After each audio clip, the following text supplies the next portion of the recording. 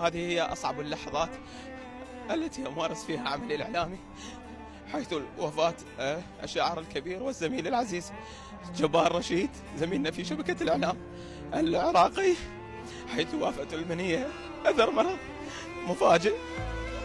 إنا لله وإنا إليه راجعون. أنا باكر أنام اليوم من ساعة، قلت لك قعدت الصبح لقيت روحي عدل ضحكت.